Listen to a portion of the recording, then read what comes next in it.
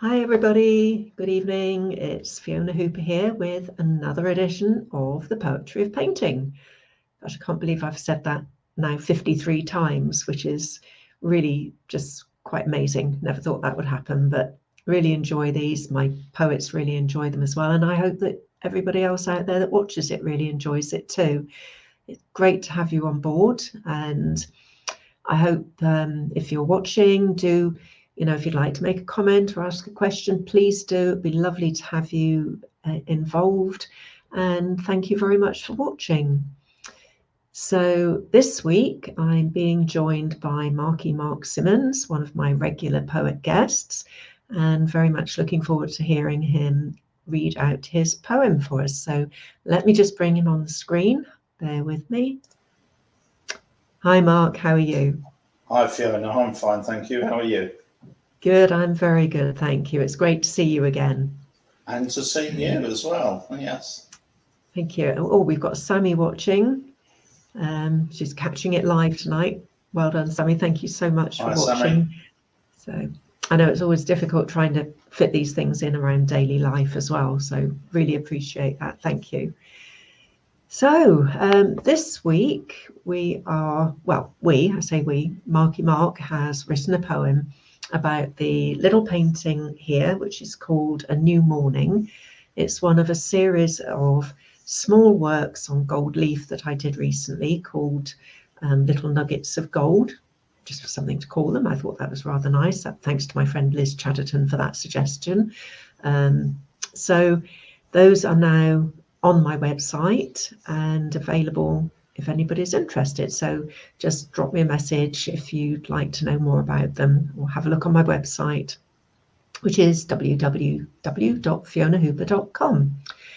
This one, I shall put it on the screen. It's 13 by 18 centimeters, so it's quite small. That's the unframed size, so the frame obviously adds something onto that.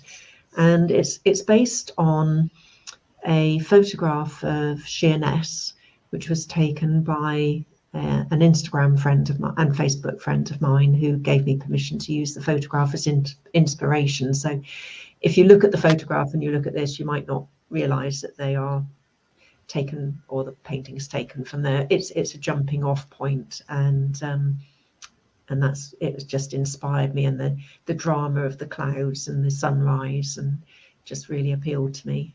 And so that's the story of the painting in oils, using a knife again as normal, and it's with the gold leaf underneath. It just sort of adds a richness to the painting, and you get little glints of the gold leaf peeking through the paint as well, which is rather nice as the light catches it, and just sort of enhances the effect of the sunrise there.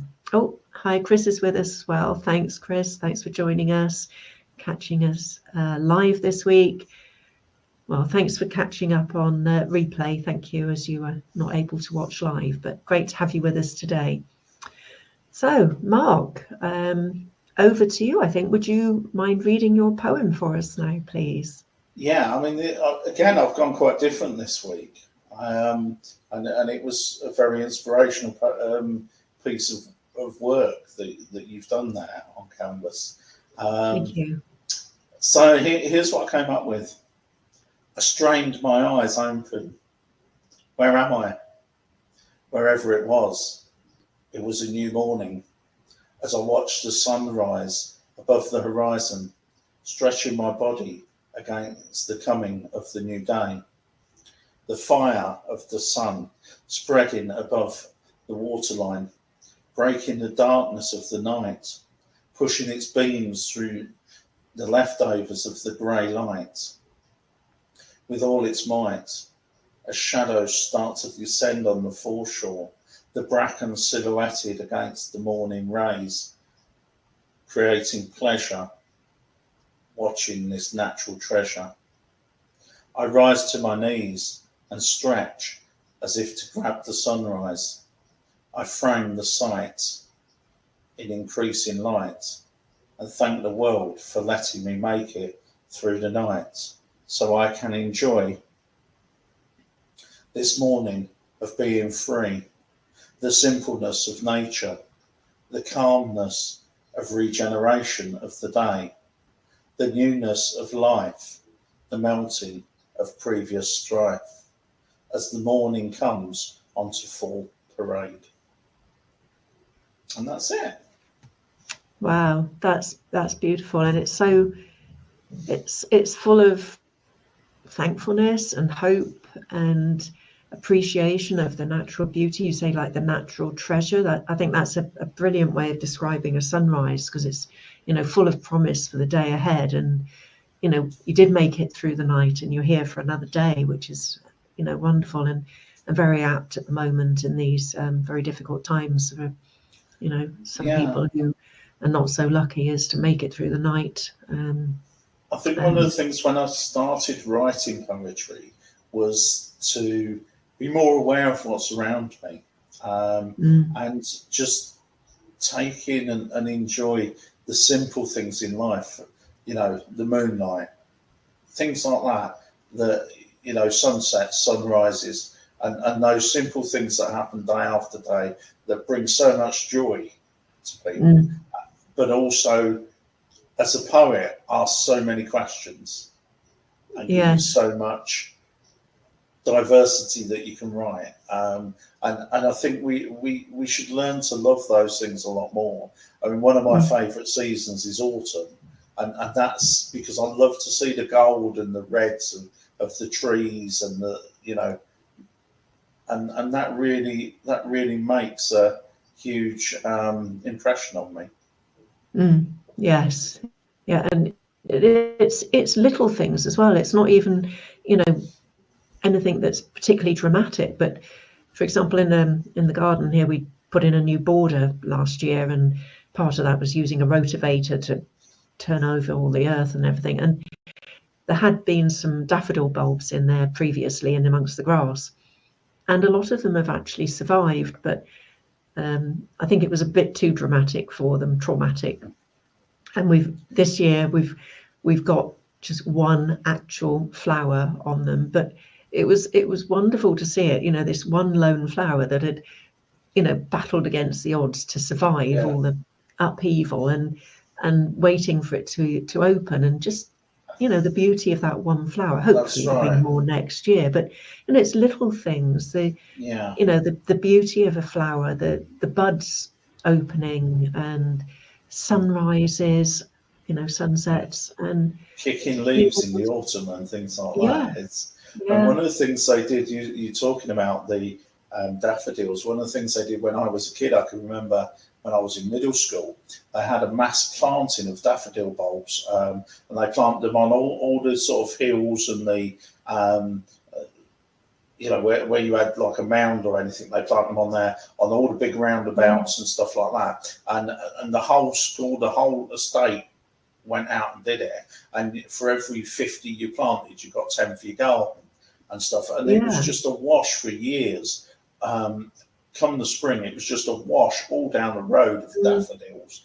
And was amazing. I mean, people used to go and pick them and stuff like that and take them home to their mum and things, but it was just a wash of daffodils, and there's still the remnants of a lot of those daffodils about, and it's lovely. I always think back to that time when I see them on the roundabout near me, and I think, I remember the planting of those and people getting them for their gardens, and it was just literally a sea of yellow down some roads where there'd been so many planted, and a great community spirit thing as well. Which it brought people together.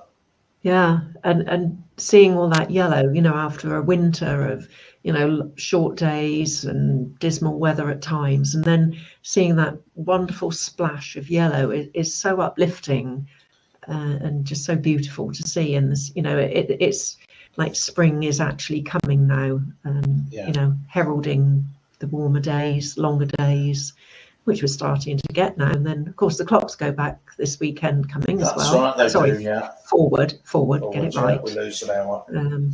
This way, which is good. Yeah, so that'll be nice. You'll get all the blossom on the trees, and there's some beautiful blossom around. I mean, I quite like some of these shades of pink blossom that you get on the trees. It's not it's sort of a whitey pink colour, and so absolutely subtle. gorgeous. And you know, it just it lifts you, and if you can enjoy those sorts of things, particularly coming out of what we've come out of with lockdown and things like that, where people's mental health has probably been affected, and that just picking up on those small bits and finding joy in them can be a real help.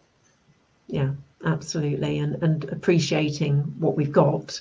You know, I know fuel prices, energy prices are going up, and I think if you can take a little bit of time out to appreciate these things and the beauty of nature, then it's not going to make any of that go away, but it might just help you feel a little bit better about things. You know, even if it's just for 10 minutes, you know, even those 10 minutes of just feeling a little bit more calm and relaxed and appreciating the beauty it can't be a bad thing, can it? You know. No, I mean, one of the loveliest things I like where I live. I'm right on the edge of a byway, and it's a wooded area with a scout camping ground over the back of it. And when we first moved in, one of the first things I noticed was the woodpecker. And often I wake of a morning to the woodpecker, and of a night you hear the owls, which you don't tend to hear in an urban area, you know. But we regularly hear owls and badgers and things like that, and just, you know, for me, if I hear the owl or I hear a woodpecker, for me that's like, wow, that's brilliant, because you know it just gives you that lift of, oh, you know, they're doing all right, you know. They are around, and that, and we used to get the birds of prey circling overhead, and you'd see them on the big wingspan circling, you know, and I'm in an urban area, you know, on the outskirts of an urban area, and it's great because you know, you see all that sort of stuff. I mean, we've had deer come in the street and all sorts. Really? Oh, lovely. So, and we regularly see horses because it is a bridleway or byway. We get horses regularly riding through there. You know, so from the local stables, and so that all gives you something to focus on, and just think, you know, there is more to life than, you know, and just waking up to hear the woodpecker, and you think, oh wow, that's not something you hear every day, you know. No. But then if you don't hear it for a while, you miss it. You think, oh, the woodpecker, you know, wonder what's going on there, you know. Is it okay? Yeah. By the way, Sammy says, fantastic poem. It sounded to me like a narration at the start of a movie, and the painting was the opening scene as you move into the artwork. The film begins. Oh, that's wonderful. Wow, thank you, Sammy. That's lovely. That's absolutely lovely. Thank you. Brilliant. And that's actually something that I do try to do with my art as well, is to try and capture some of the beauty of nature that I see around me and on my travels, and, you know, when I'm out painting, and to try and capture that in my work, so that, you know, maybe people can bring a little bit of the outdoors inside with them in that way, and you know, take time out to sort of lose themselves in the painting. You know, if I can do that for somebody and that helps them, I think that is brilliant, you know, and makes it all so worthwhile. So a lot of people do say, you know, they find my paintings very calming and tranquil, which I think is something that's quite useful these days when everything's so fast, so much pressure to always be busy, always be doing things, you know, and I think we sometimes, like with lockdown, I think that was one of the benefits of lockdown, not that there were that many of them, but it did make a lot of us just take a bit of a step back and take things maybe a little bit easier at times, simply because we couldn't be going here, there, and everywhere. Yeah, I think as well, it made us step out of our routine, and made us, because we slowed down a bit, be able to actually then take some time and look at something and go, actually, I can see this in it. Like, whereas before we might have took a casual glance and moved on, actually now we've sat down and we've really looked and we've gone, oh yeah, I didn't see that, you know. And again, it's all about the interpretation of the art and what everybody sees in that. There was a bit of a debate going on social media the other week about what constitutes proper poetry and things like that. And it's very much about how people take that. If you look at somebody like Leonard Cohen and his poems, and he very much said, don't act your poems out, don't overemphasize, let the words stand. You know, but then other people will say, no, you need to do X, Y, and Z. You know, so it's a very subjective thing, but it's also something, as you say, that we've had that time where we see things differently. We may have bought pictures to go in our studies to work from home because they're things that inspire us or relax us. And, you know, it's something we see in that picture that we want. And certainly some of yours, I mean, I know a few that I've done poems for, have gone slightly different ways because I've seen other things in them. I mean, I remember the one you did about, the one I did about the Kent Cliffs. And for me, the real focus was the two figures you'd done in black on the sand. They were very small, but I actually honed in on those. And for me, that framed the whole area of that picture and what was going on in it. You know, because so it's very much people have got the time now to look and understand and appreciate. And I remember your one of the chromapia painting as well was really very different from my poem about that as well, which, you know, just shows how it was, yes. Just shows how we interpret things differently, which is, you know, it's really good. You know, it saves the world being a boring place, doesn't it? So I've got a picture that a friend of mine put on social media, and actually she shared it with me, said I could use it, and it's a picture of the basilica in Krakow at night with a solitary Christmas tree outside it lit up. The rest of it's dark and it's a black and white shot, and there's carriages and horse and carriages around, so it's very Dracula-ish.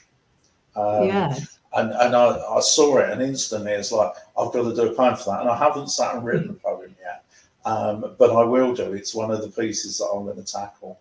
But again, it's got such depth in it, you know, that it tells a million stories. And even just, I mean, there's a classic one that does the rounds.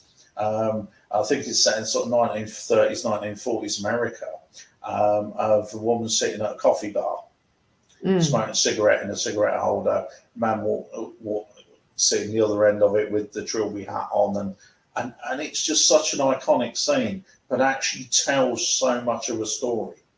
You know, and I like all that. I like what that brings. I like that as well. The fact that you would look at that and get one story and write that story. And if I was to look at it, I'd probably come up with a completely different story about it, you know, and it's just... And what's interesting, when we've done that with our poetry, where we've come up with very different stories, we've actually, though, in our poetry, had a very similar theme running through it. So we've actually, on a lot of them, we've had a very similar way of seeing it, but we've come at it from two very different ends. And that's quite bizarre, actually, because I would have thought we would have both seen it in two very clear different ways. But actually, we've had a lot of blurring over of things we've seen and how I think we've both interpreted it similar, but actually what we've written has been very different. And that's, you know, I think that's the beauty of the art. Yeah. Well, that's something that people will be able to discover in the book as well, which is starting to come together now. Got something happening with that, so I'm getting very excited on that one. And it will have, for each of the 40 paintings in there, it will have the poems written by my guest poets like yourself, Mark, and by myself. So there'll be the painting and the two poems to be able to compare the poems with the painting and the poems with each other as well. So getting quite excited about that one. I think it's going to be a great piece of work. It really is. You know, I think it'll be very popular with people. I'm quite looking forward to seeing it the finished article. Having Yeah, been involved in wait. one that Dreamwell did around Poetic Vision, which I actually did as a charity thing, where they got 80, I think it's 80 photographers to do photographs of whatever they wanted, and then poets looked at those photos and said, yeah, I'll take that one, and then wrote poetry about it, and they were put in a book, and it works very well. And so I'm really excited to see this and to read other people's poems. Yes, yeah. Well, I think it'd be difficult to be as excited as I am about it, but there we go. Yeah. But it's your baby, isn't it? It is, you know, yes, yeah. it's, I know when I launched my book, I was really excited about it, and you eat, sleep, and breathe it, and that. The problem I found was then afterwards, it was a bit, you get like a bit of a come down off of it. You don't get fed up with it, but you kind of got to get a come down off of it, and that. I think particularly because mine peaked in Australia, I got number 28 in the Australian poetry chart on Amazon. Excellent. Which I was really pleased about. I wasn't there long. I think I was only there for a few days. But that for a few me days is very good. Yeah, it was a real big blast. And then you kind of think, oh, what next? But yeah, I'm really looking forward to it, because I like doing these because it's very different to what I generally do and have been doing for a while. And it gives me a different direction. And particularly at times I've done them when I've not been writing a lot and I've not been getting that stimulation coming through to write. And these have been really great, because I've been able to do a short piece and home in on one thing. And that really helps then to get the writer's block going and come through that. I know Stephen King, in his book on writing, said that when you get writer's block, the best thing you can do is write. Just write any old rubbish and then go back and read it, because actually when you read it through, there's probably actually gold there, Well, it's a bit like painting as well. And by the way, Sammy says she can't wait to get her sticky mitts on the book. Yeah.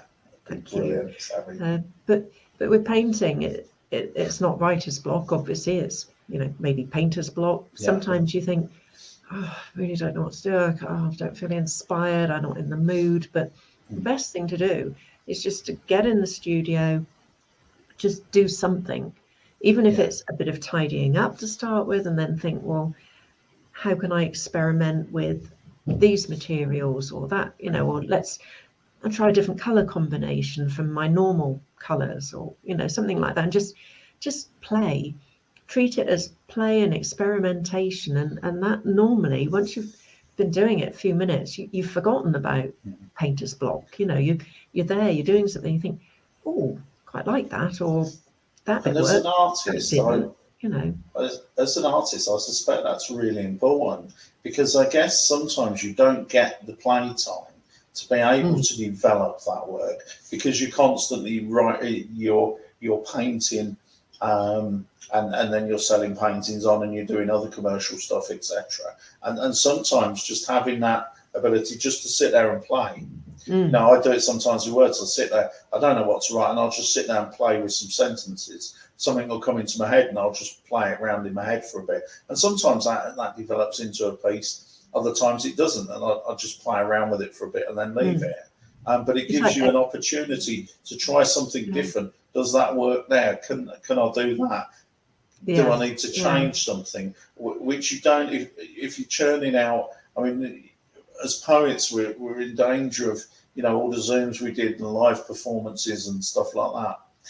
You're in danger of kind of sticking to the same thing, because it works. And people like that. They want to hear this particular poem every time. It's the same as, when you go to a rock concert, you want to hear 6 or 3 or 4 of their regular tunes and some new stuff.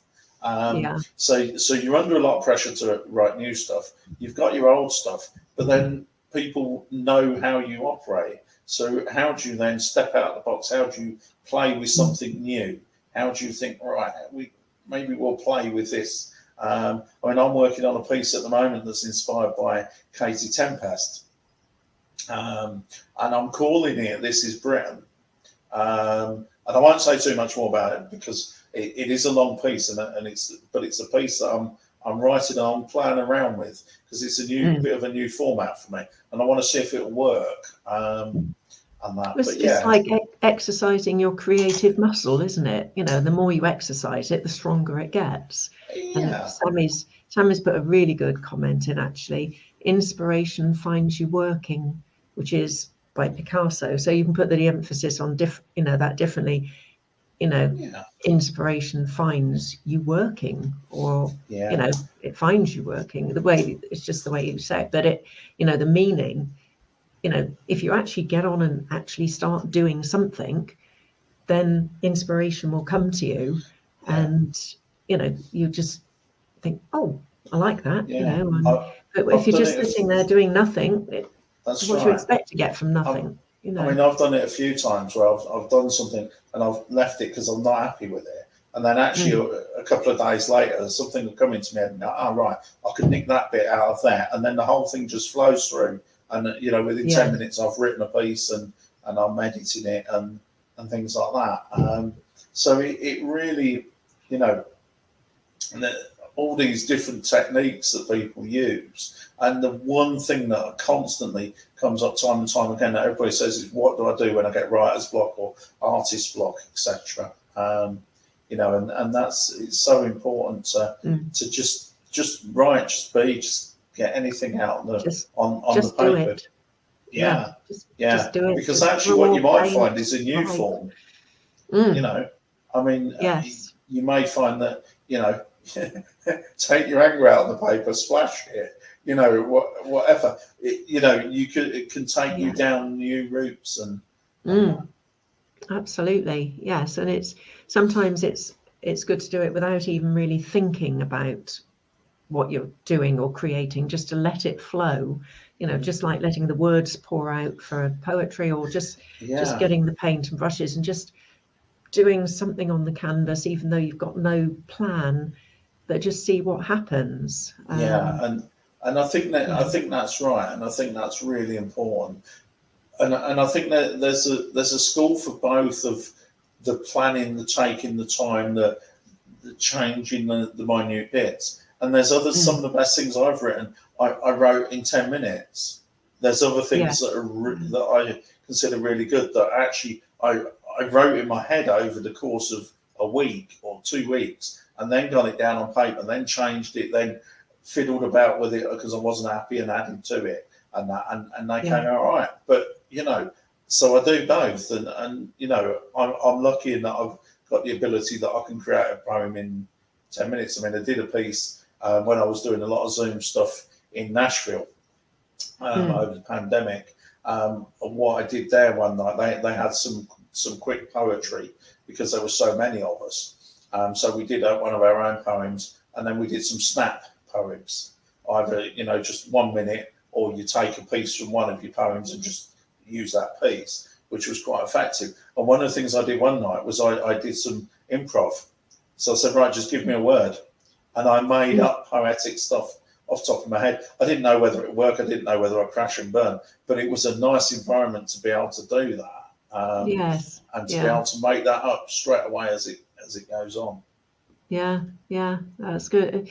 It's like, people often like to ask, how long did that painting take you? Well, I don't time myself when I'm painting for a start. Some paintings flow, some paintings need a bit of back and forth with them.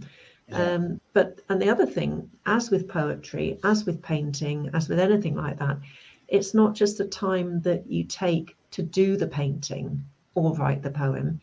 It's all of those years that have gone before of learning, experimenting, gaining knowledge, gaining experience, finding out what works, what doesn't work, experimenting to find new ways of expressing what you want to put out there.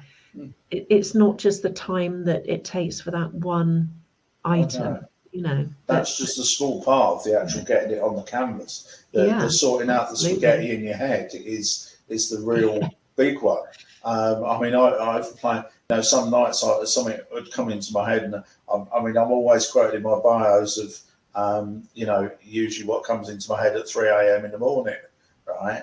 And I'll have to get it down. But what I will do with some of it is I'll play with it for several hours. I'll play with it for several days in my head, going over it and what could go with it. And then suddenly something will come in and I'll just write it, right, and it's done. But, you know, so you've got that process going on, I think, all the time. And it's just how, you know, at times you choose to channel that, at times you don't. But that may well channel later on. You know, so there's so much. Saying someone's an artist because they can just put it on paper, that's the easy bit, is the getting it on paper. Again, going back to Stephen King, the writing the book, he said, is dead easy. He writes 20,000 words a day, sits down a couple of hours, he's done, sits down again a couple of hours, and so on. So he's got a minimum amount that he has to write every day, right? And then he's done. And he stops. If it's 2 hours and he hasn't done it, he stops, and that's it. He doesn't write anymore. But he said the hardest bit is then when you go back and you read through what you wrote and you're editing it, and that's your baby you're editing, and you're having to pull bits out, and then you think, oh, no, that doesn't write, and then you change it. You said, and that's where it feels like work. That's the real hard bit, is where, and you do kind of almost the reverse of that.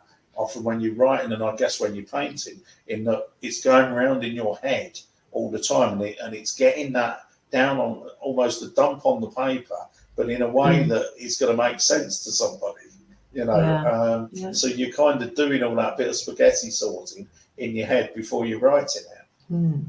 Well, I'm afraid our spaghetti sorting is going to have to wait for another time, Marky Mark, because we are basically sort of a bit over our normal time already anyway. So it's been absolutely fascinating. I've loved this discussion with you about, you know, how different artists work, and that's artists as in poetry, as in painting, you know, and the way that these things happen or don't happen.